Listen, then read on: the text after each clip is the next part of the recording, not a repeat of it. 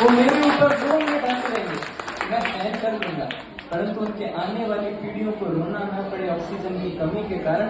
इसलिए मेरा यह छोटा सा प्रयास है, आपसे जैसे भी हो सके कार्य में जुड़िए। लेकिन मैं सच बताऊं, मैं कोई कार्य में जाता नहीं, और ऐसे कोई उत्सव हो तो मैं रुचि नहीं लेता, सत्यता है, मुझे पसंद नहीं है बिल्कुल भी।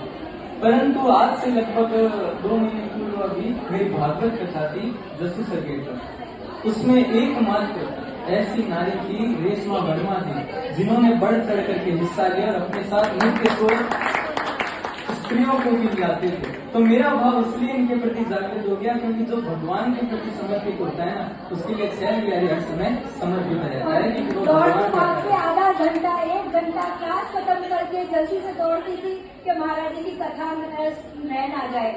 कई बार महाराज जी कहते भी थे कथा के दौरान, क्या फायदा जब जो महिला पूरा टाइम ना बैठे। लेकिन महाराज जी का जो उनकी कथा होती थी वो ऐसी थी जादू भरी कि नहीं चलो क्लास अगर 4:30 में खत्म हुई तो दौड़ के फटाफट बंद किया और मुझे आधा घंटा भी कथा में शामिल होना है। जैसे पृथ्वी जी थे, महाराज जी थे, सॉरी महाराज जी मैं थोड़ा लेट हो गई, लेकिन वहाँ अटेंडेंस वो मेरी भी नहीं थी, शायद प्रभु की इच्छा थी और शायद महाराज जी का आशीर्वाद था। तो रेशमा जी अपना कर्म करते आते थे, तो इसलिए वो कोई कठिनाई की बात नहीं, क्योंकि अपना कर्म करके आते थे। और हमारे संस्कृति हमारे कर्म को ही बड़ा बताते हैं, कर्मणैव धार्यन्ते जन्तु कर्मणैव विलीयन्ते। और हम जब भी भागवत पढ़ते हैं, नित्य ग्रंथ पढ़ते हैं, तो भागवत जी के 11वें स्कंद 2 अध्याय और 26 नंबर श्लोक है कि दुर्लभो मानुषो देहो देहि नाम सन भंग। कि हमारा समय बहुत कम मिला है, तो उसे आप जैसे भी दियो ना, मैं आपको कभी नहीं कहूंगा कि ये छोड़ दो, त्याग दो ना।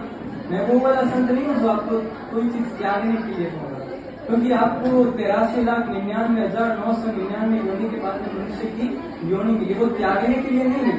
बाकी योनि में हम पशु मिले, जानवर बने, तो हमने त्यागा था। ये योनि है कि सब कुछ पास में होने के बावजूद भी व्यक्ति भगवान की भक्ति कैसे करता है। जिस प्रकार से कीचड़ खिलता तो कमल में है, परंतु अपने अंदर एक भी कीचड़ का गुण वो आने नहीं देता। वैसे ही हमें संसार में रहना है कि रहें तो संसार में, पर संसार का कोई भी गुण हमारे अंदर नहीं आए। हमें जैसे जीना है आनंद से मन से हम वैसे जिएंगे।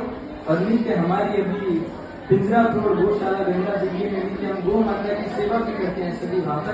तो आपको जब भी समय मिले सुबह 9 से 10:30 वहां भी आइए, क्योंकि अगर हम गो को नहीं बचाएंगे तो गोपाल को कहाँ से बनाएंगे।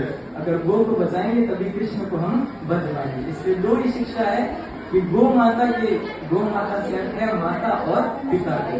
तो जितनी हो सके गो माता की आप सेवा कीजिए, क्योंकि माँ शब्द जो होता है ना, यह हर किसी शब्द के पीछे नहीं होता।